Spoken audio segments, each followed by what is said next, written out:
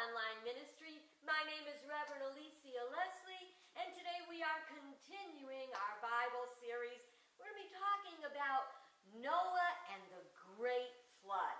You know, most of us know that story, and do you know they're still looking for that ark today?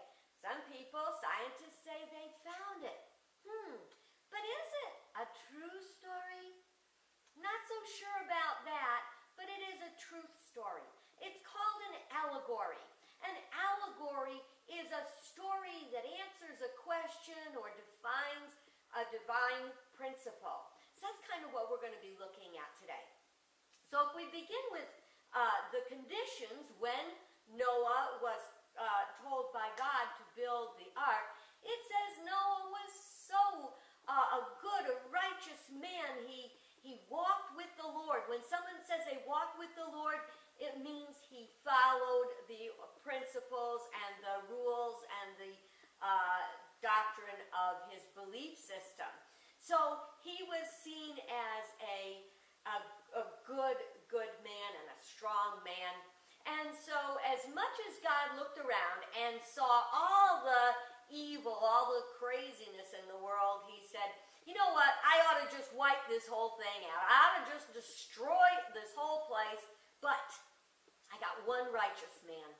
And with this one righteous man, Noah, I'm going to save him, I'm going to save his family, and we'll get a fresh start. Well, that sounds pretty good. So he told Noah, he said, what I want you to do is I want you to build this ark. And he gave all of these very intricate instructions on what to make it out of, what to make different parts of, how to seal it. And these are the actual things that they're looking at when the researchers are looking for the ark. They take all the information. Now there's another way to look at all that information, and that is symbolically. We don't have time to look at all of it today, but we surely are going to look at some of it.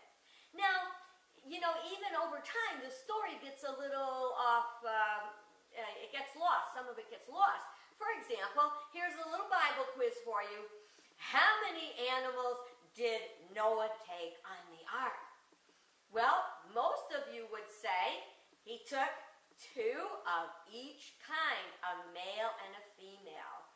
Well, if that's what you said, nah, wrong. What it does say is he was told to take 7 pair each of unclean and 2 pair each of clean animals. Whether the animals were clean or unclean was determined by what they ate. In other words, if it was like a lobster and stuff like that, that is considered unclean because they eat the junk off the bottom of the ocean. So they wouldn't be eating that. Pigs were considered unclean. Anything with a cloven hoof was considered unclean.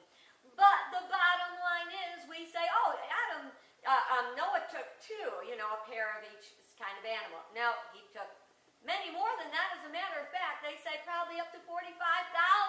Not only did he supposedly take 45,000 animals, he took enough food for all the animals, for him, for his wife, his sons, and his whole family. So when we look at that, we want to say, like how true is this?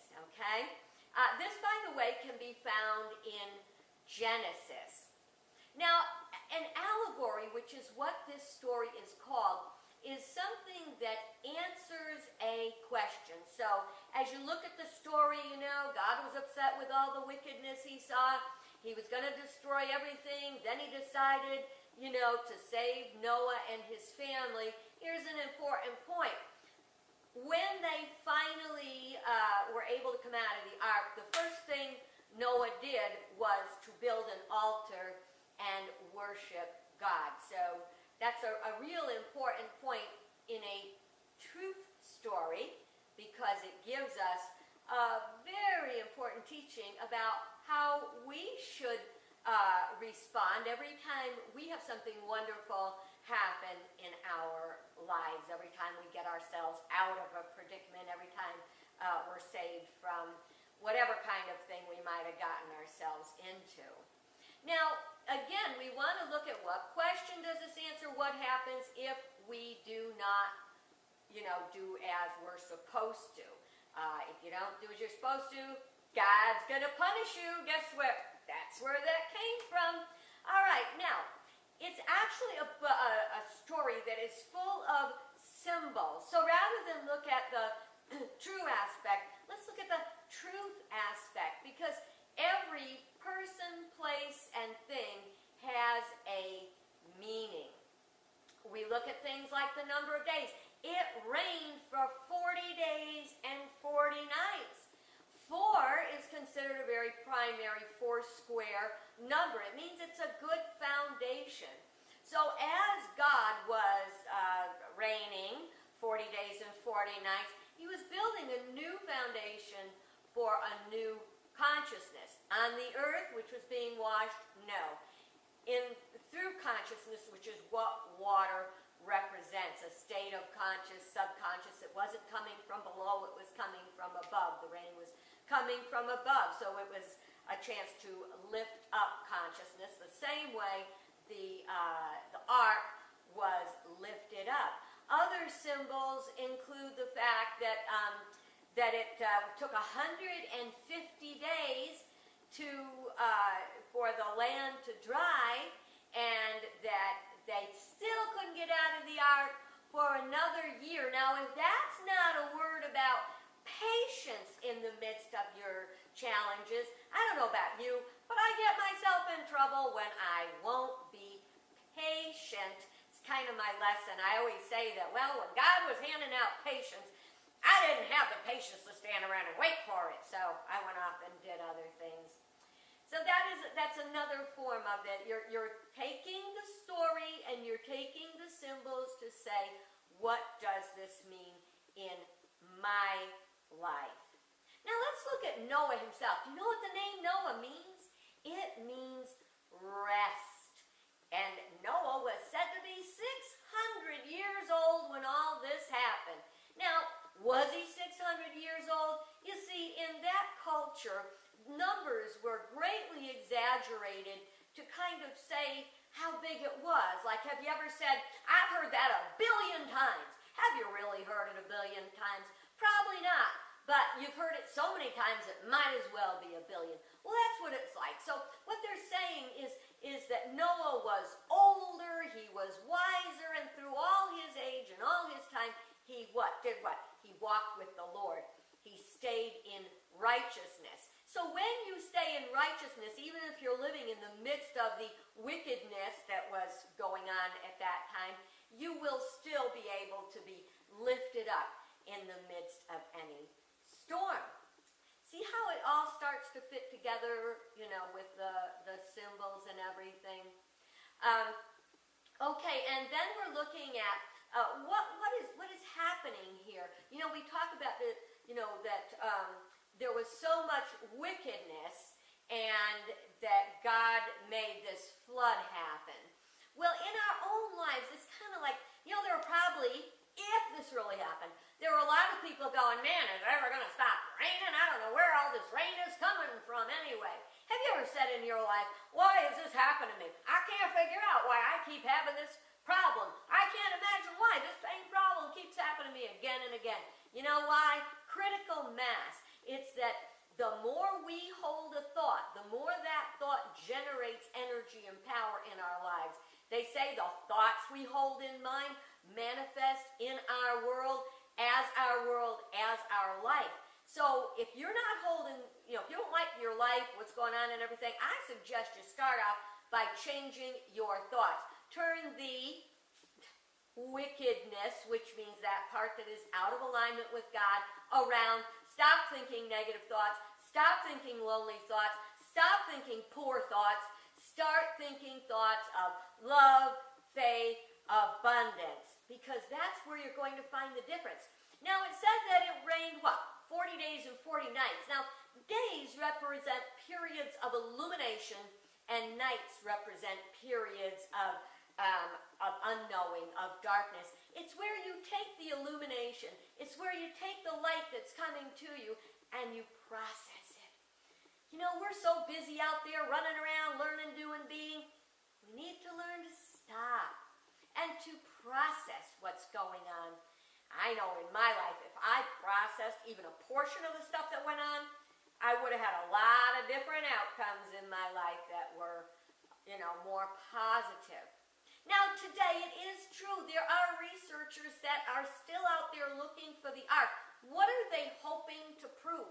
Because when you do, when you think about it, it's really kind of more important to look at what this story is trying to tell us than what happened. Only God knows how long ago, or what may have happened. God only knows how long ago. We want to look at the moral of the story. What does it have to offer us? Well, let's see how Noah handled the situation.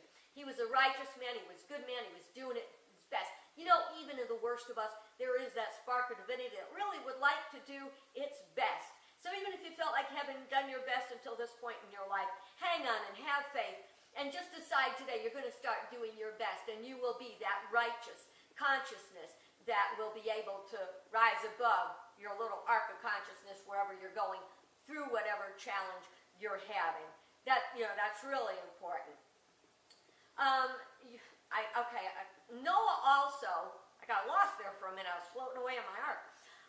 Noah also had to do two things. He had faith and he had works. He was living in a crazy time, in a crazy circumstance, lots of evil going on in the world. And yet, he didn't say, God, save me. God said to him, listen, Noah, there's going to be a big flood, and I'm going to save you, but you have to build this ark. If you ever saw the movie Eve, Evan Almighty, it was such a sweet movie and such a good movie, and I highly, highly recommend it because they take the principles of Noah's story and they make it into a beautiful a modern, updated way of looking at it.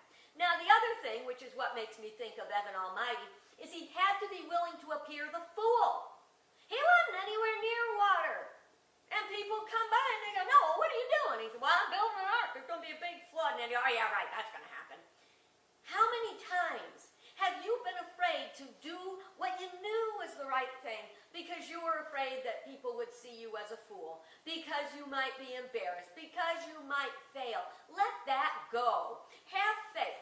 Add works to your faith, and don't be afraid to be the fool, because sometimes it is that willingness to go out on that limb that will take you where other people haven't got the courage or the faith or the energy to do, but you can do it.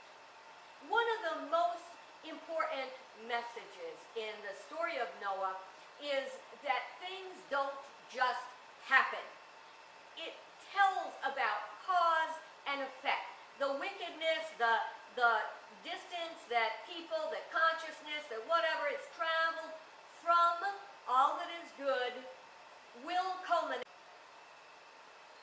So, we wonder what really happened. Did this really happen? And how can we know? Or does it really matter? And a fun thing to look at is, let's look at the what ifs, okay? Let's see. What if Noah had brought termites? What would have happened to the termites?